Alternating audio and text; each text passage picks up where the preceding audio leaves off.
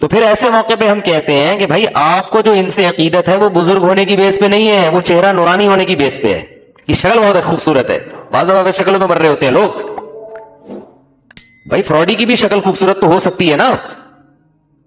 شکل تو تبھی تو حدیث میں آتا ہے، رسول اللہ صلی اللہ علیہ وسلم نے فرمایا ان اللہ لا ينظر الى صورکم ولا الى اموالکم ولکن ينظر الى قلوبکم واعمالکم. اللہ تمہاری شکلوں کو اور تمہارے پیسوں کو نہیں دیکھتے، بلکہ تمہارے دل کی نیتوں کو اور تمہارے اعمال کو دیکھتے ہیں. تو اگر شکل کا اسلام سے کوئی تعلق ہوتا تو اللہ بھی سب سے پہلے شکل کو دیکھتا نا، کہ اتنا خوبصورت میں نے بنایا ہے، اس کا مطلب یہ نیک ہے. اس کا مطلب کیا ہے؟ یہ بہت نیک آدمی ہے، خوبصورت بہت ہے. تو اللہ تو شکلوں کو فوکس کرتے ہی نہیں ہے. اسی لیے نہیں کرتے کہ شکل فراڈیوں کی بھی بعض دفعہ بہت خوبصورت ہوتی ہے. یار کیسے سمجھائیں، بس یہاں تک اب مشکل باتیں شروع ہو گئی. شکل 2 نمبر لوگوں کی بھی بڑی حسن و جمال، اور 1 نمبر انتہائی نیک آدمی کی بدصورت بھی ہو سکتا ہے. وہ میں اکثر خلا کا واقعہ بیان کرتا ہوں نا. دور نبوی میں خلا ہوا تھا. جمیلہ بنت ثابت انصاری رضی اللہ تعالی عنہا رسول اللہ صلی اللہ علیہ وسلم کے پاس آئیں. صحیح بخاری کی حدیث ہے. شادی ہوئی، پہلے اپنے میاں کو دیکھا نہیں تھا انہوں نے. جب پہلی رات میں میاں کو دیکھا تو ان کو اندازہ ہو گیا کہ بھئی یہ تو شکل و صورت کے لحاظ سے میرے لیول کے بالکل بھی نہیں ہے. تو وہ نبی کے پاس آ گئیں فوراً کہ یا رسول اللہ، کہ میں ثابت الانصاری کے دین اور اخلاق پر مجھے کوئی اعتراض نہیں ہے، بہت نائس پرسن، بہت نیک آدمی، بہت نیک، بی من الجمال ما ترا، میں جس قدر خوبصورت ہوں آپ جانتے ہیں. لیکن ثابت الانصاری قد کے لحاظ سے چھوٹے، رنگ کے لحاظ سے انتہائی سیاہ، تو کسی بھی لحاظ سے ان میں اٹریکشن میرے لیے نہیں ہے. بالکل جوڑ کی شادی نہیں ہوئی ہے یہ. مجھے خلا چاہیے. مجھے کیا چاہیے؟ خلا. خلا کا مطلب شوہر سے طلاق. تو اس سے کیا پتا چلتا ہے؟ صحابی رسول ہے، بیوی کہہ رہی ہے بہت نیک ہے، لیکن صورت کے اچھے نہیں ہیں. اب ان صحابی کے بعد دنیا میں کتنے حسین لوگ پیدا ہوئے، کتنے خوبصورت لوگ پیدا ہوئے نا 1400 سال کے عرصے میں. لیکن کیا ان میں کوئی حسین اور نورانی چہرے والا ان صحابی کی خاک کے برابر ہو سکتا ہے؟ بولتے کیوں نہیں بھائی؟ تو پتہ یہ چلا میرے بھائی، کسی کی شکل اس لائق نہیں ہوتی کہ اس کی بیس پر اس کو بزرگ سمجھ کے اس سے عقیدت اور محبت کی جائے. ہاں ان چیزوں کا محبت کو بڑھانے میں دخل ضرور ہوتا ہے کہ آپ کے پیر صاحب کی شکل بھی اچھی ہے تو تھوڑا اور زیادہ عقیدت ہو جاتی ہے انسان. یہ ایک نیچرل ہے. بھائی آپ کسی سے عقیدت رکھتے ہیں، عقیدت ہے بزرگی کی بیس پہ، نیک ہے، عقیدت کی بیس درست ہے. اور نیک کی ڈیفینیشن بھی آپ کو پتہ چل گئی. جیسے ڈاکٹر ہے تو ڈاکٹر کی ڈیفینیشن کیا ہے؟ بھائی MBBS کیا ہوا ہو، اتنے سال ہاؤس جاب ہو، سرٹیفکیٹ ہو، وغیرہ وغیرہ. تو بزرگ سے عقیدت ہوتی ہے کس بیس پہ؟ نیک. اور نیک کی ڈیفینیشن کیا ہے؟ یہ نہیں کہ خواب اچھے اچھے آ رہے ہوں، یہ میں نے پچھلے بیان میں بہت ڈیٹیل سے بتایا تھا. اچھا خواب آنا یہ نیک ہونے کی دلیل نہیں ہے. نیک ہونے کی ایک ہی دلیل ہے جو قرآن نے بیان کی، الذین آمنوا وکانوا یتقون. عقیدہ بھی درست اور اعمال بھی درست. عقیدہ توحید، صرف یا اللہ مدد، بس، اس کے علاوہ کوئی نعرہ قابل قبول نہیں. جو اسلام کے بیسک عقائد ہے نا ان میں کوئی کمپرومائز نہیں ہے. اور عمل بھی کیا؟ آمنوا وعملوا الصالحات، نیک عمل کیے، گناہوں سے بچتے ہیں، وکانوا یتقون، بچتے ہیں. کس چیز سے بچتے ہیں؟ برائیوں سے بچتے ہیں، شریعت کو فالو کرتے ہیں. تو یہ 2 چیزیں آپ نے دیکھ لی، آپ کو عقیدت ہو گئی، بالکل درست عقیدت ہوئی ہے. پھر اگر ان کی شکل بھی اچھی ہے تو یہ عقیدت کو بڑھانے میں یہ چیزیں کیا کرتی ہیں؟ مدد دیتی ہیں. یہی وجہ ہے کہ جتنے پیغمبر دنیا میں آئے سارے خوبصورت تھے. اللہ نے کسی پیغمبر کو بدصورت نہیں بنایا. وجہ کیا تھی؟ کہ خوبصورتی کی وجہ سے نا قوم ان کی طرف مائل ہو، ان کی بات کو ذرا زیادہ شوق سے سنے گی. عقیدت میں یہ چیز اضافے کا ذریعہ بنے گی. اس لیے جتنے پیغمبر آئے صحت مند، خوبصورت، خاندان بہت اچھے ان کے. تو یہ اللہ کی ایک رحمت تھی کہ تاکہ لوگ بعض مرتبہ صورت کی بیس پہ بھی کسی کے قریب آنے سے کتراتے ہیں. لیکن اللہ نے کیا کیا؟ تمام پیغمبروں کو خوبصورت بنایا. تو کسی عالم کسی بزرگ کو اللہ نے اگر خوبصورت بنایا ہے تو یہ اللہ کی ایک نعمت ہے. اس نعمت کا جائز فائدہ اٹھانا چاہیے. جائز فائدہ یہ بھئی آپ دین کا کام کریں تو لوگ آپ کے علم اور آپ کے تقوی کی بیس پر آپ کے قریب آئیں گے اور صورت اس عقیدت کو بڑھانے میں مدد دے گی. اور یہ ڈاکٹروں کے ساتھ بھی ہوتا ہے, حکیموں کے ساتھ بھی ہوتا ہے. خوبصورت حکیم سے علاج کرانے کا زیادہ دل کرتا ہے انسان کا. جو باریک باریک ہوتے ہیں نا, ایکس رے رپورٹ ان کی نظر آ رہی ہے, حالانکہ ماہر ہوتے ہیں, لیکن آدمی کا فطری طور پر کہتا ہے یار وہ زیادہ ماہر ہے, وہ جو دوسرا ہے نا.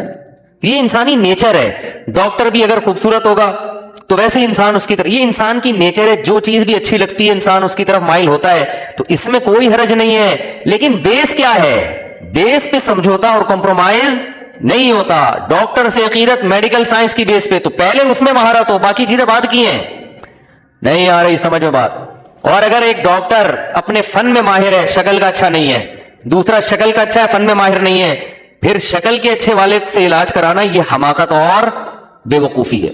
تو اسی لیے یاد رکھو کہ کوئی بزرگ شکل کے اچھے نہیں ہیں لیکن اعمال اور تقوی میں اچھے ہیں, اور ایک بزرگ شکل کے اچھے ہیں لیکن تقوی اس لیول کا نہیں ہے.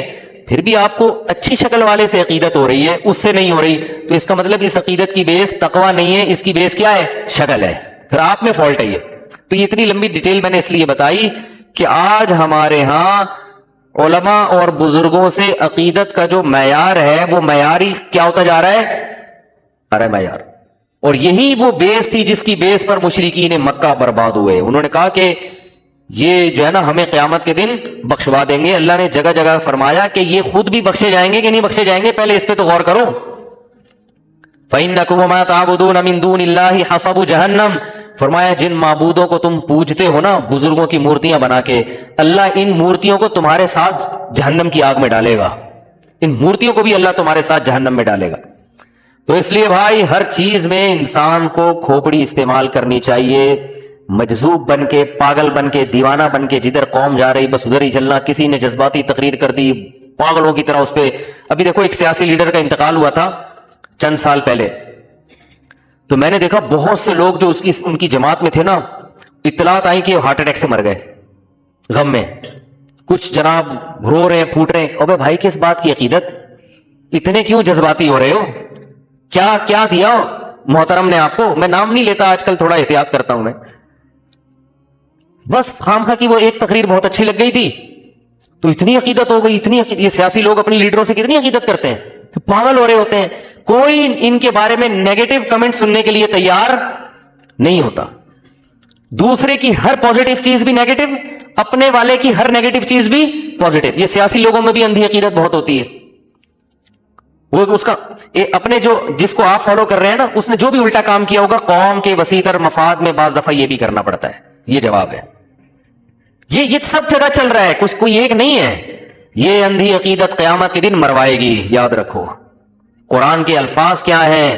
ان السمع والبصر والفؤاد کل اولئک کان عنہ مسئولا. تمہارے کانوں سے, تمہاری آنکھوں کے, تم سے تمہارے کانوں کے بارے میں, تمہاری آنکھوں کے بارے میں, تمہارے دل کے بارے میں قیامت کے دن سوال ہوگا. کسی سے عقیدت اگر دل میں رکھی, کیوں رکھی؟ نفرت رکھی تو کیوں رکھی؟ دلیل کیا تھی نفرت کی؟ نہیں آ رہی بات میرا خیال ہے. تو جو کچھ ہم بول رہے ہیں نا اپنے سیاسی لیڈروں کے دفاع میں, دوسروں کو برا کہہ رہے ہیں, قیامت میں یہ ایک ایک لفظ ریکارڈ ہو رہا ہے. اللہ پوچھے گا تو نے اپنے والے کی اس غلط چیز کی جو صحیح تو نے غلط تعویل کی اور اس کو صحیح قرار دینے کی کوشش کی, اس کی تمہارے پاس کوئی واقعی مضبوط دلیل تھی؟ اور دوسرے والے کی صحیح چیز کو بھی تم نے جو غلط قرار دینے کی کوشش کی, اس کی تمہارے پاس کیا دلیل ہے؟ اگر آپ کے پاس کوئی دلیل نہیں ہے تو خدا کی قسم یہ جو آپ کے سیاسی لیڈر ہے یہ آپ کو قیامت کے دن الٹا لٹکنے سے نہیں بچا سکتے. تو اتنی عقیدت میں, اپنے سیاسی لیڈروں کی عقیدت میں اندھے نہ ہو جاؤ. اور ویسے بھی ان کی عقیدت سے فائدہ آپ کو تھوڑی, ان کو ہوتا ہے. آپ کو تو کچھ بھی نہیں ہوتا, آپ تو وہیں کے وہیں ہیں. رکشا چلا رہے ہو تو کوئی بھی آ جائے, آپ نے رکشا ہی چلانا ہے. یار یہ بہت مشکل بات ہو گئی. آپ سمجھتے ہو کہ آپ جس جماعت کو فالو کر رہے ہو وہ جب وزیر اعظم بن جائیں گے تو آپ کیا رکشے سے ٹیکسی میں آ جاؤ گے یا لینڈ کروزر پہ آ جاؤ گے؟ آپ رکشے پہ ہی رہو گے. پھر خامخواہ میں اپنے والوں کی تعریفیں کر کر کے غلو کرنا, مبالغہ کرنا. پتہ ہے ہماری شریعت نے مرنے کے بعد بھی کسی کی تعریف میں مبالغے کو برداشت نہیں کیا. حالانکہ مرنے والے کا کیا دنیا میں بیچارے کا لینا دینا. پھر بھی کہا اس کی بھی تعریف کرو تو اعتدال سے، جو چیز اس میں نہیں ہے وہ بیان مت کرو۔ ہمارے یہاں کوئی مر جائے پھر آپ دیکھو حضرت ایسے تھے، حضرت سے تو بڑا دنیا میں کوئی پیدا ہی نہیں ہوا، اس کے بعد جانے کے بعد اچھا ہمیں تو پتہ چلا حضرت اتنے بڑے تھے۔ مخالفین بھی کہہ رہے ہوتے ہیں بہت ہی بڑے بزرگ کا انتقال ہوا اس دفعہ تو بھائی، بہت زیادہ، بہت ہی بڑے۔ صحیح حدیث ہے، صحیح حدیث ہے، حدیث کے پورے الفاظ مجھے یاد نہیں ہیں، کہ میت سے پوچھا جاتا ہے بتا کیا واقعی تو ایسا تھا جو تیرے بارے میں لوگ یہ کہہ رہے ہیں، واقعی تو ایسا تھا؟ اگر آپ نے اپنی زندگی میں اپنے مریدین کی تربیت نہیں کی کہ میرے مرنے کے بعد میری ناجائز تعریف نہ کرنا، تو اس بات کا بہت خطرہ ہے کہ آپ کو بھی قبر میں اس کا عذاب دیا جائے کہ تمہارے بعد والے لوگ تمہاری تعریف میں مبالغہ کیوں کریں، اس بات کا خطرہ موجود ہے۔ حدیث سے مفہوم ہوتا ہے، مترشح ہوتا ہے یہ۔ تو بھائی نہ تعریفوں میں مبالغہ کرو اور نہ کسی کی بولتے کیوں نہیں برائی میں۔ تعریف میں مبالغے سے تو قرآن نے صاف منع کیا، فرمایا فلا تزکوا انفسکم، اپنا تزکیہ مت کیا کرو۔ تزکیہ کا مطلب پاک دامن قرار مت دیا کرو۔ یہاں اپنے سے مراد ہے اپنے جیسے لوگ، یعنی مسلمان۔ جیسے قرآن میں آتا ہے نا ولا تقتلوا انفسکم، اپنے آپ کو قتل مت کرو، تو تمام علماء کہتے ہیں اس سے صرف اپنی جان مراد نہیں ہے، یہ سب ایک نفس کی مانند ہیں، جتنے بھی انسان ہیں، تو کسی کو بھی قتل مت کرو۔ تو ایسے ہی اللہ فرماتے ہیں فلا تزکوا، تزکو کا اصل معنی ہوتا ہے تزکیہ کرنا۔ آیت کا لفظی ترجمہ تو یہ ہوگا کہ اپنے آپ کو پاک مت کرو، تو پاک تو کرنا کا حکم ہے نا، تزکیہ تو اسلام کا حکم ہے۔ تو تزکیہ باب تفعیل، جو میرا تفسیر کے لیکچر سن رہے ہیں نا یوٹیوب پہ، نہیں سن رہے تو سن لیں، بہت فائدہ ہوگا۔ میرا چینل ہے مفتی طارق مسعود اسپیچز، اس پہ تفسیر کے لیکچر چل رہے ہیں، پلے لسٹ میں جائیں گے نا تو مل جائیں گے آپ کو۔ تو 1/69 یا 70 لیکچر میرا خیال اپلوڈ ہو چکے ہیں، تو وہ پہلے لیکچر سے سننا شروع کریں، اس سے آپ کو قرآن انشاءاللہ خاندانی طریقے سے سمجھ میں آنا شروع ہو جائے گا۔ نہیں آ رہی بات؟ قرآن گرامر بھی ہے اس میں، قرآنی گرامر، اور پھر تفسیر بھی ہے، تو بہت تھوڑی محنت ہوگی، آپ کو 40 منٹ بیٹھنا پڑے گا قرآن لے کے سامنے۔ تو وہ ترتیب سے جب آپ وہ لیکچر سنیں گے نا، آپ کو بہت انشاءاللہ قرآن آپ کے لیے بہت آسان ہو جائے گا انشاءاللہ۔ جب نماز میں آپ قرآن پڑھیں گے، امام سے سنیں گے، یا تراویح میں قرآن سنیں گے، آپ کو عربی میں قرآن سمجھ میں آئے گا انشاءاللہ۔ تو وہ ایسا اس طرح کے لیکچر میں ریکارڈ کروا رہا ہوں۔ تو یہ جو اس میں یہ گرامر کی باتیں بھی بتاتا رہتا ہوں، یہ جو تزکیہ ہے نا باب تفعیل، یہ بعض مرتبہ کسی چیز کی طرف نسبت کرنے کے لیے بھی آتا ہے۔ جیسے کہتے ہیں نا کسی کی تکفیر مت کرو، تکفیر کا مطلب کفر کی طرف کسی کو منسوب نہ کرو، کافر مت قرار دو، کہتے ہیں نا تکفیر۔ تو اسی طرح تزکیہ باب تفعیل ہے، اس کا مطلب ہے کسی کو پاک ہونے کی طرف منسوب مت کرو۔ کیا مطلب؟ کسی کو یقینی طور پر 100% نیک قرار دینے کی کوشش مت کرو۔ کیوں؟ ہوا اعلم بمن اتقى، اللہ خوب جانتا ہے کون متقی اور کون پرہیزگار ہے، یہ اللہ کو پتا ہے، یقینی طور پر تمہیں پتا نہیں ہے۔ اتنی واضح قرآن کی آیت ہے بھائی، اس کے بعد بھی ہم کہہ رہے ہیں فلاں سے بڑے تو دنیا میں بس وہ تو سیدھا جنت میں، وہ مرے کیوں؟ اتنے نیک اتنے نیک اتنے نیک، آدمی کہتا ہے پھر ان کو تو جانا ہی نہیں چاہیے تھا دنیا سے۔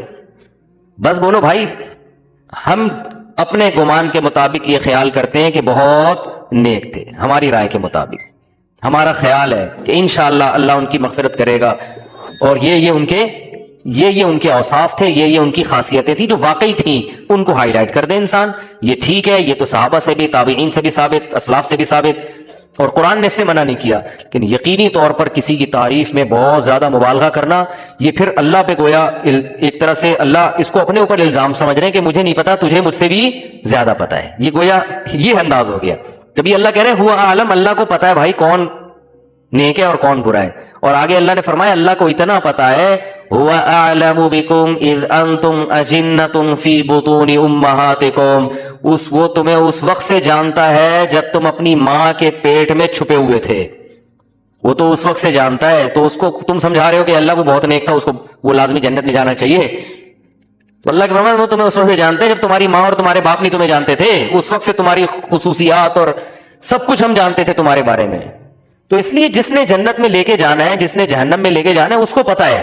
تو ہم اعتدال کے ساتھ، حضرت جی بہت اچھے ہیں، بس کافی ہو گیا۔ حضرت جی کیا ہے؟ بہت ہے، بس کافی، اس سے آگے زیادہ نہیں بڑھاؤ. حضرت جی کی یہ علمی خدمات ہے ماشاءاللہ، اس میدان میں حضرت نے بڑا کام کیا، جو کیا ہے جو حقیقت میں ہے ان کاموں کو بیان کر دی. عربوں کی ایک عادت ہے، جب بھی وہ کسی کی تعریف کرتے ہیں نا تو ایک جملہ کہتے ہیں لا نزکی علی اللہ احدا، کہ ہم اللہ کے خلاف کسی کا تزکیہ نہیں کرتے، یعنی اللہ پہ الزام لگا کے یا ہم اللہ سے آگے نکلنے کی کوشش نہیں کرتے. ہم نے جو فلاں بزرگ کی تعریف کی ہے اپنی معلومات کے مطابق، حقیقت کون جانتا ہے؟ بولو بھائی، اللہ جانتا ہے. تو غلو، اعتدال ہماری قوم میں خاص طور پر، یہ پاکستان اور انڈیا میں بھی اتنا نہیں ہے، پاکستان میں بہت زیادہ ہے. تعریف میں مبالغہ بھی اور مخالفت میں بھی اعتدال. بولتے کیوں نہیں کسی کی مخالف. مولانا طارق جمیل صاحب کا حشر کیا ہے آپ دیکھو یار، کیا حشر کیا. خود کورونا میں مبتلا ہو گئے، جب انہوں نے پچھلے سال یہ ریکارڈ کروایا کہ کورونا بیماری ہے، دعا کروائی، کتنے لوگوں نے ان کا مذاق اڑایا کہ یہ گورنمنٹ، معاذ اللہ گورنمنٹ کے پٹھو ہیں، حکومت کے کہنے پر کرونا کر رہے ہیں. آج ان کی حالت دیکھیں بیچاروں کی، کتنا اس بیماری میں خود مبتلا ہوئے. تو ان تمام لوگوں کو معافی مانگنی چاہیے نا کہ حضرت واقعی یہ تو ایک حقیقت ہے، ہم تو مذاق سمجھ رہے تھے، یہ تو آپ خود ہو گئے، میں خود مبتلا ہوا ہوں اس میں، کتنے لوگ. لیکن کس قدر اس وقت میں دیکھتا تھا کمنٹس پڑھتا، مجھے تو رونا آتا تھا. ایک دفعہ میں باقاعدہ رویا ہوں آنسوؤں سے کہ یار ایک کی اتنی خدمات ہیں، ایک عالم کی پوری جوانی قال اللہ قال رسول بیان کرنے میں لگ گئی، ہزاروں لوگوں کو توبہ کی توفیق ملی. آپ کرونا کی بیس پہ ان کو برا بلا کہہ رہے ہو کہ حکومت کے پٹھو اور حکومت کے لالچی اور جو ہے نا بادشاہوں کے درباروں میں جانے والے درباری ملا، یہ سب چیزیں لوگ لکھ رہے ہوتے ہیں. تو آپ کو کیا خدا سے کا خوف نہیں؟ آپ کو ڈر نہیں لگتا کہ اللہ کو بھی ان باتوں کا جواب دینا ہے؟ اگر کوئی کسی وزیر اعظم کے یا کسی بادشاہ کے دربار پہ جا رہا ہے، اچھی سوچ بھی تو رکھ سکتے ہو نا، سمجھانے کے لیے جا رہا ہوگا، قریب کرنے کے لیے جا رہا ہوگا. اسلام میں کب ہے کہ بادشاہ کے دربار میں نہیں جا سکتے؟ آپ کو قرآن و حدیث سے کوئی دلیل دکھاؤ. لوگ مجھے بھیجتے ہیں کہ وہ فلاں بزرگ نے بادشاہ کے ساتھ یہ بدسلوکی کی تھی، بادشاہ نے بلایا تو بھی نہیں گئے. بھائی بزرگوں کے واقعات وہ حجت نہیں ہوتے. اگر آپ کے پاس 10 بزرگوں کے ایسے واقعات ہیں کہ بادشاہ نے بلایا نہیں گئے، تو ہمارے پاس 100 بزرگوں کے ایسے واقعات ہیں کہ نہیں بلایا پھر بھی گئے سمجھانے کے لیے.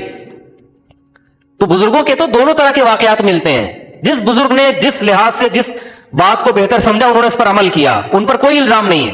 بعض بزرگوں نے سوچا کہ ہم جائیں گے، ان کی عزت بڑھے گی، اس عزت سے یہ اپنے سیاسی مفاد حاصل کریں گے، وہ نہیں گئے. ہمارے شیخ حضرت مفتی رشید احمد صاحب رحمہ اللہ تعالیٰ کے بارے میں لوگ کہتے ہیں کہ وہ حکمرانوں سے بہت استغنا برتتے تھے، بالکل برتتے تھے، لیکن حضرت نے کسی حاکم کی کبھی بے اکرامی نہیں کی ہے، کبھی بھی نہیں کی. حضرت نہیں جاتے تھے حکومت کے پاس، یہ بھی ٹھیک ہے. امام ابو حنیفہ نہیں جاتے تھے، امام ابو یوسف جاتے تھے، انہوں نے کام لیے حکومت سے. تو ہمارے پاس دونوں طرح کے علماء ملتے ہیں. بہت سے ایسے جنہوں نے استغنا کیا نہیں آنا، بہت سے ایسے جو گئے اور انہوں نے محبت سے حکمرانوں کو قریب کر کے ان سے خیر کے بہت سارے کام لیے. انہوں نے کہا ان کی مخالفت سے کچھ بھی فائدہ نہیں ہوگا. اور آپ تاریخ اٹھا کے دیکھو، جو علماء محبت سے حکمرانوں کے پاس جا کے ان کو سمجھایا ہے نا، ان سے دنیا میں بڑے بڑے انقلاب آئے ہیں اور اللہ نے بڑا کام لیا ہے. جنہوں نے استغنا برتا، ہم ان کی بھی اچھی تعویل کرتے ہیں، ان کی نیت اچھی تھی، لیکن ان سے بڑا کام نہیں ہوا کوئی. بس یہ تو امپریشن گیا کہ علماء میں استغنا ہوتا ہے، لیکن کوئی بڑا کام نہیں اللہ نے ان سے لیا. بار بار میں مثال دیتا ہوں اپنے بیان میں کہ اکبر بادشاہ جو بالکل ملحد ہو چکا تھا، مجدد الفسانی رحمت اللہ علیہ اکبر بادشاہ کے دربار میں خود گئے ہیں، بادشاہوں کو قریب کیا، شہزادوں کو قریب کیا، شہزادے کو یہاں تک بولا. اس وقت بہت سے علماء نے ان کی بھی مخالفت کی، مجدد الفسانی رحمت اللہ علیہ کی، کہ یار یہ بادشاہوں کے پاس جا رہے ہیں، شہزادوں کے پاس جا رہے ہیں. وہ یہ کہتے تھے دیکھو ہم بغاوت نہیں کر سکتے، ان سے حکومت نہیں چھین سکتے، ہمارے پاس طاقت نہیں ہے، حکمران یہی ہے. اگر ان کی مخالفت کرو گے اپنا بگاڑنے کے علاوہ کچھ بھی حاصل نہیں ہوگا. کل یہ پکڑ کے جیل میں ڈال دیں گے. جو تھوڑی بہت خیر کا کام ہو رہا ہے اس سے بھی ہم جائیں گے. تو کیوں نہ ہم مسلمانوں کے مفاد میں ان کے پاس جائیں بغیر کسی لالچ کے. ہم ان سے ہدیہ نہیں لیں گے، ہم ان سے 1 روپیہ بھی نہیں لیں گے. تو کیوں نہ ہم پورے ہندوستان کو، اکبر بادشاہ تو وہ بادشاہ تھا جس نے ایک نیا دین بنا دیا تھا. سور کے گوشت کا حلال ہونے کا اس نے فتوا دیا تھا، اور مورتیاں ہندو عیسائی اور اسلام سب کو مرج کر کے ایسا کچومر نکال دیا تھا کہ بہت ہی بیڑا غرق کر دیا تھا اس نے ہندوستان میں دین کا. اور تھا بڑا مضبوط، 50 سال حکومت کی، 40 یا 50 سال. تو بہت سے علماء نے اس پہ فتوے دینا شروع کیے کہ یہ کافر ہو گیا, یہ مرتد ہو گیا, یہ اس کا نکاح ٹوٹ گیا. بہت سے علماء نے, وہ بھی ٹھیک ہے, حق پرست علماء تھے, لیکن جلال الدین اکبر رحمۃ اللہ نے, وہ مجدد الافسانی رحمۃ اللہ نے فرمایا کہ یہ فتوے دینے سے کام نہیں چلے گا. کل مولانا طارق جمیل صاحب کا میں نے کلپ دیکھا, جنید جمشید کو کیسے دین پہ لائے وہ بڑا زبردست. میں نے بہت لوگوں کو دی کہ 6 سال لگے ہیں جنید جمشید کو, 2 دفعہ داڑھی کٹا چکا تھا وہ. تو بہت سے لوگ کہہ رہے تھے یہ منافق ہے, 2 نمبر ہے. انہوں نے کہا بھائی ہم فتوا دینے کے لیے نہیں ہے منافق کون ہے 2 نمبر کون ہے, ہم دائی ہیں, ہمارا کام ہے لے کر آنا. 2 دفعہ توبہ توڑ دی ہے. تبلیغ میں 4 مہینے لگا کے جنید جمشید نے اتنی بڑی داڑھی رکھی, اتنا مولانا نے اس کو محبت دی, راتیں اس کے ساتھ گزاری, جیسے ہی گھر گیا دوبارہ کلین شیف. ٹھیک ہے نا, دوبارہ کیا. اب بہت سے لوگوں نے کہا بندہ ہی منافق ہے, اس کو تو چھوڑ دو, داڑھی رکھ کے کٹاتا ہے. مولانا نے نہیں چھوڑا. مولانا, وہ جنید جمشید کو وزیر اعظم تھا یا کوئی قوم کا وڈیرا تھا, مولانا طارق جمیل صاحب نے نہیں چھوڑا. فرمایا نہیں بھائی, ٹھیکیدار ہم تھوڑی ہیں, وہ تو اللہ نے جو بدلہ لینا ہوگا وہ اللہ لے گا. ہمارا کام ہے ادعو الی ربک, ادعو الی سبیل ربک بالحکمت والموعظۃ الحسنہ, اپنے رب کی طرف حکمت اور حکمت کے ساتھ لوگوں کو بلاؤ. تو ہم تو دائی ہیں بھائی, بلانے والے لوگ ہیں, بھگانے والے تھوڑی ہیں. پہلے اپنی پوزیشن تو انسان دیکھے کہ میں ہوں کیا. اگر آپ پولیس میں ہیں, ٹھیک ہے نا, آپ علاقے کے ایس ایچ او ہیں, تو آپ کی ذمہ داریاں کچھ اور ہیں. ایس ایچ او چور کو 4 مہینے کے لیے نہیں بھیجے گا. ایک صاحب نے مجھے کہا تبلیغ والوں ان کے پاس ایک چور گیا, بجائے پولیس کے حوالے کرنے کے 4 مہینے کے لیے بھیج دیا اس کو انہوں نے. میں نے کہا اس لیے 4 مہینے کے لیے بھیجا کہ تاکہ یہ چوری چھوڑ دے, کیونکہ وہ رائے گیا ہے, وہ تھانے نہیں گیا. آئی بات, وہ کہاں گیا ہے ایس ایچ او کے پاس. اگر وہ آتا تو ایس ایچ او جو بیٹھا ہوا ہے نا علاقے میں, وہ اس کا پابند ہے کہ چور کو پکڑ کے جیل میں ڈالنا ہے آپ نے, تبلیغ میں نہیں بھیجنا. تو اگر ایس ایچ او یہ کام کرتا تو میں اعتراض کرتا کہ وہ اپنی تنخواہ کو حلال نہیں کر رہا, وہ حرام کر رہا ہے. اس کی ذمہ داری ہے چور کو پکڑ کے کہاں بھیجے, جیل میں ڈالے, کیس چلے اس کے اوپر. تبلیغ والے دائی ہیں, وہ تھانے دار نہیں ہے. ان کا یہ کام ہے کہ بھائی کتنا بڑا مجرم ہو, 100 انسانوں کا قاتل ہو, آپ کا کام اس کی اصلاح کی کوشش ہے. یہ کیس چلانا یہ آپ کا کام نہیں ہے. صحیح ہے بخاری, صحیح ہے مسلم کی حدیث ہے کہ بنی اسرائیل میں ایک شخص نے 99 انسانوں کو قتل کیا, اور وہ گیا, صحیح بخاری مسلم کی حدیث ہے کہ وہ گیا, اس نے لوگوں سے پوچھا کہ میں نے بہت سارے, مجھے کسی عالم کا پتہ بتاؤ, میں اس سے مسئلہ پوچھنا چاہتا ہوں. لوگوں یہ نہیں کہا میں نے 99 کو قتل کیا, لوگ پڑھ کے اندر کر دیتے اس کو. اس نے کہا بھائی مجھے کوئی عالم کا پتہ بتاؤ. حدیث میں آتا ہے فضل اللہ علی راہبن, لوگوں نے عالم کے بجائے راہب جو صوفی ٹائپ کے ہوتے ہیں نا, عبادت گزار, کیونکہ لوگوں کو عقیدت ان سے زیادہ ہوتی ہے, علماء سے کم ہوتی ہے. لوگ کہتے ہیں علماء تو ٹماٹر بھی خرید رہے ہیں, شادیاں بھی کر رہے ہیں, بچے بھی پیدا ہو رہے ہیں, اور ادھر بھی جا رہے ہیں, کبھی بائک پہ جا رہے ہیں کبھی. اور یہ جو صوفی ٹائپ کے ہوتے ہیں یہ ہر وقت مراقبہ سینٹر, جو صحیح صوفی ہیں ان کی بات نہیں کر رہا میں, صحیح صوفیوں کی بات نہیں کر رہا. تو جو عام طور پر جن سے لوگ متاثر ہوتے ہیں نا, عامی لوگ, وہ تو اسی ٹائپ کے صوفی, بس چادر لے کے بیٹھے ہوئے اور ہلا ہی نہیں جا رہا ان سے. پولیس آگے حضرت کو اٹھاتی ہے ورنہ اٹھ ہی نہیں سکتے یہ. تو جو بدعتی ٹائپ کے صوفی ہوتے ہیں, مراقبے سینٹر, نیلی روشنی پیلی روشنی, ان چکروں میں گھمایا ہوا لوگوں کو کہ نیلی روشنی کا مراقبہ ہو رہا ہے تو گلابی روشنی کا مراقبہ ہو رہا ہے, پتہ نہیں کیا کیا ہو رہا ہے. تو وہ چلا گیا راہب کے پاس, اور راہب سے کہنے لگا کہ میں نے 99 انسانوں کو قتل کیا ہے, کیا میری توبہ قبول ہوگی؟ راہب نے کہا 99 کی بھی کبھی توبہ قبول ہوتی ہے؟ 1 2 3 4 5 6 ہوتے تو کوئی بات ہے, 99 کو یہ بھائی نہیں ہوگی. اس نے کہا نہیں ہوگی تو سینچری پوری کروں میں. اس نے کہا چلو اس کو بھی مارو, 100 پورے کر دیے. لیکن اس کے دل میں ایک جذبہ تھا کہ بھائی میرے لیے جنت میں جانے کا کوئی آپشن ہے تو میں بھی اس طرف آؤں, میں بھی دین کی طرف آؤں. اب ہو تو ہونا تھا, جو ہو گیا نا. جنید جمشید نے 2 دفعہ داڑھی کاٹے, 20 دفعہ کاٹے, وہ تو اس کا کام ہے نا. پھر بھی اللہ نے موت سے پہلے توبہ کا راستہ کھولا ہوا ہے. جب اللہ نے کھولا ہوا ہے تو کوئی بھی اس کو بند نہیں کر سکتا, کوئی بھی نہیں بند کر سکتا, نہ کوئی مفتی بند کر سکتا ہے, نہ کوئی عالم بند کر سکتا ہے. تو جب اللہ نے راستہ, تو وہ پھر اس نے لوگوں سے پوچھا کہ کسی عالم کا پتہ بتاؤ. تو لوگوں نے, حدیث میں آتا ہے فضل علی رجل عالمین, لوگوں نے عالم کا پتہ بتایا. اس سے علماء کی فضیلت پتہ چلتی ہے, عالم نے کیسا بہترین گائیڈ کیا. تو حدیث میں آتا ہے فَأَتَاهُ فَقَالَ إِنَّهُ قَتَلَ 100 نَفْسٍ فَهَلْ لَهُ مِن تَوْبَةٍ, میں نے 100 انسانوں کو قتل کیا ہے, کیا میری توبہ قبول ہوگی؟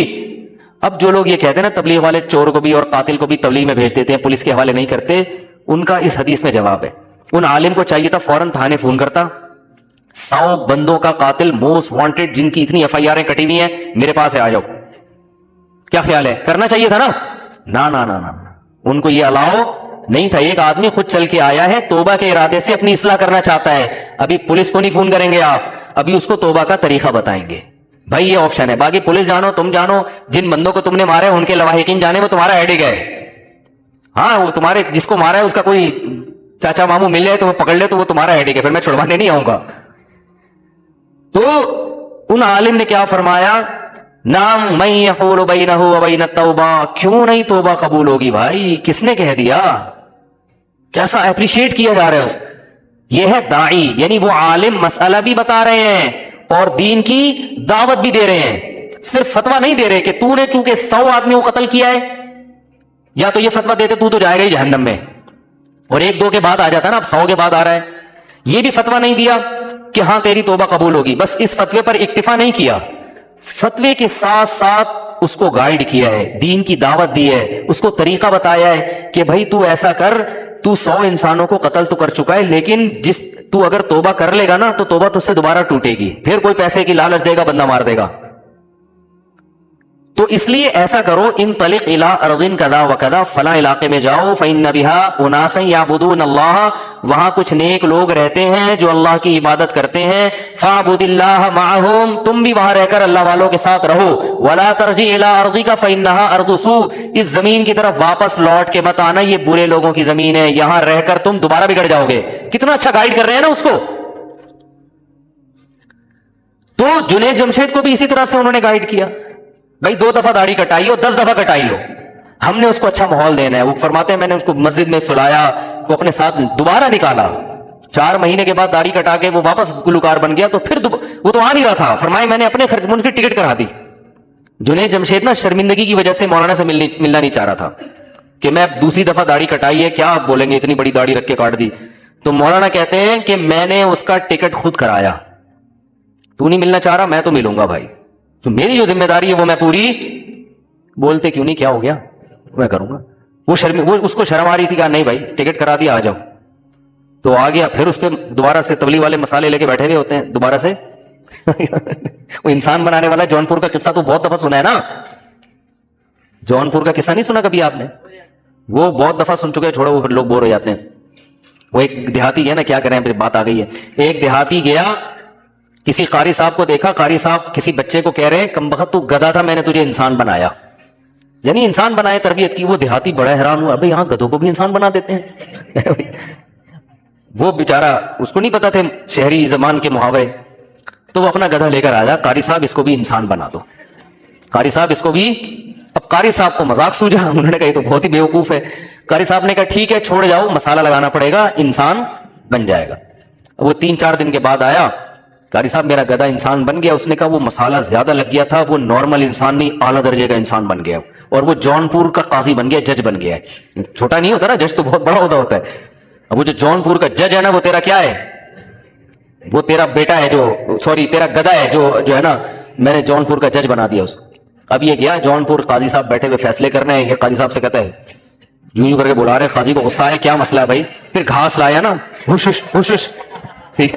تو قاضی صاحب کو غصہ ہے, کیا کر رہے, کہہ رہے زیادہ غصہ نہیں کر, تو ہے تو گدھا, تو تجھے مسالہ زیادہ لگ گیا ہے. تو تبلیغ والے بھی پبلک کو پکڑ کے کیا کرتے ہیں, مسالہ لگانا شروع کرتے ہیں. 6 نمبر ہو گئے, پھر صبح و شام نیک لوگوں کے ساتھ اٹھنا بیٹھنا. تو جنید جمشید کو بھی حضرت مولانا نے مسالہ لگا کے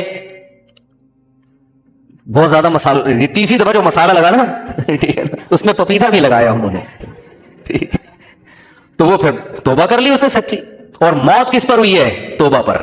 کتنی بڑی فضیلت ہے یار. حدیث میں آتا ہے عمل کا مدار خاتمے پر ہے. اگر وہ اسی داڑھی کٹائی ہوئی حالت میں جہاز کریش ہو جاتا تو برے عمل پر موت ہوتی. وہ جو 2 دفعہ داڑھی رکھی وہ قبول نہ ہوتی, لیکن جب موت ہوئی ہے تو داڑھی بڑھ چکی تھی, تو وہ 2 دفعہ جو رکھ کے کٹائی ہے وہ معاف ہو گیا, کیونکہ حدیث میں آتا ہے عمل خاتمے پر ہے, کہ اینڈ کیسا ہوا ہے آپ کا. کتنا بڑا مولانا کا احسان ہوا نا, ایسے پتہ نہیں کتنے لوگوں کی ہدایت کا ذریعہ بنے. تو بھائی اگر کچھ چیزوں میں وہ آپ کی پالیسیوں سے ہٹ کے چل رہے ہیں, آپ کو عمران خان اچھا نہیں لگتا, بہت سے لوگوں کو نہیں لگتا, تو اگر وہ چلے گئے دین کی تبلیغ کے لیے اور اس کو جو ہے نا کچھ تعریفی کلمات کہہ دیے جو ان کی رائے میں صحیح ہوں گے, دوسروں کی رائے میں صحیح نہیں ہوں گے, تو ہر آدمی دوسرے کے بارے میں اپنی رائے قائم کرتا ہے نا. تو آپ کہہ دو بھائی زیادہ سے زیادہ یہ کہہ دو مولانا نے یہ اچھا نہیں کیا, عمران خان کو تو ہم پسند نہیں کرتے, خامخواہ میں جا کے اس کی تعریفیں کر دی. بس اتنا کافی ہے, اتنا اعتراض بولو بھائی کافی ہے کہ یار یہ مولانا کا مجھے ادا اچھی نہیں لگی. باقی اس حیثیت سے کہ وزیر اعظم سے ملنا, اس پہ تو آپ اعتراض کر ہی نہیں سکتے. نبی صلی اللہ علیہ وسلم نے بادشاہوں کے پاس صحابہ کو بھیجا ہے, نجاشی کے پاس پناہ کے لیے صحابہ کو بھیجا ہے. یہ نہیں کہا کہ ہم جاؤ عیسائی بادشاہ ہے ہم کسی کی مدد نہیں لیتے. عبداللہ بن مسعود جیسے صحابی نجاشی کے پاس گئے پناہ لینے کے لیے, اور پھر اس کو محبت سے تبلیغ بھی کی ہے. حضرت جعفر طیار نے قرآن کی آیتیں پڑھی, مسلمان ہو گیا وہ. اگر وہ یہ کہتے نجاشی کون ہے, وہ تو عیسائی بادشاہ, ہم تھوڑی جائیں گے کسی کے پاس. ہرقل کے پاس خط بھیجا, سفیر گئے ہیں. تو ہمیں سیرت میں دونوں پہلو ملتے ہیں, استغنا بھی ملتا ہے اور سرداروں کو قریب کرنے کے.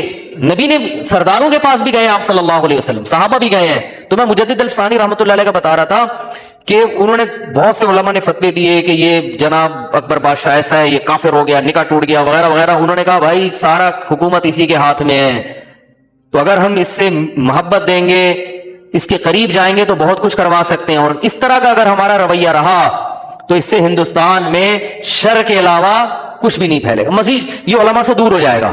سب وہ جلال الدین تو یہاں تک آ جاتا کہ وہ سب کو لٹکا دیتا. مجدد الفسانی رحمۃ اللہ علیہ نے لوگوں کی تانوں کی پرواہ نہیں کی اور بادشاہوں کے قریب گئے, شہزادوں کے قریب گئے. یہاں تک ایک شہزادے سے کہا کہ میں ضمانت دیتا ہوں میں اس وقت تک جنت میں نہیں جاؤں گا جب تک تجھے نہ لے کے جاؤں اپنے ساتھ. کتنے بڑے الفاظ ہیں دیکھو. میں تجھ سے وعدہ کرتا ہوں کہ مجھے اگر اللہ جنت میں لے کر گیا تو جب تک تو جنت میں نہیں جائے گا میدان حشر میں اللہ سے کہوں گا اللہ میں نہیں جاؤں گا جنت جب تک یہ نہیں جائے, اس کو نہیں میرے ساتھ بھیجو گے. کتنی بڑی یعنی شہزادے کو آپ مجدد الفسانی پر بھی فتویٰ لگاؤ گے حکومت کی چاپلوسی کر رہے ہیں, یہ کر رہے ہیں, وہ کر رہے ہیں. لیکن مجدد الفسانی نے ایسا کام کیا کہ جلال الدین اکبر کلمہ پڑھ کے دنیا سے گیا ہے. اس کی ساری تاریخ آپ کو خراب ملے گی, اینڈ بہت اچھا تھا اس کا. اس کی اولادوں میں عالمگیر بادشاہ پیدا ہوئے ہیں جنہیں ہندوستان کو امن سے بھر دیا, اور کتنی زبردست حکومت کی, اور کیسے نیک ٹوپیاں بن کے اپنا گزارا کرتے تھے. عالمگیر ٹوپیاں, بیت المال سے تنخواہ نہیں لیتے تھے, ٹوپیاں بنا. بادشاہ ہندوستان کا جس میں برما بھی آتا تھا, جس میں بنگلہ دیش بھی پاکستان, اتنی بڑی سلطنت جس کو انگریز سونے کی چڑیا کہتا ہے, اور اس کا بادشاہ کیا کر رہا ہے ٹوپیاں بن کے. For more videos, please subscribe our channel.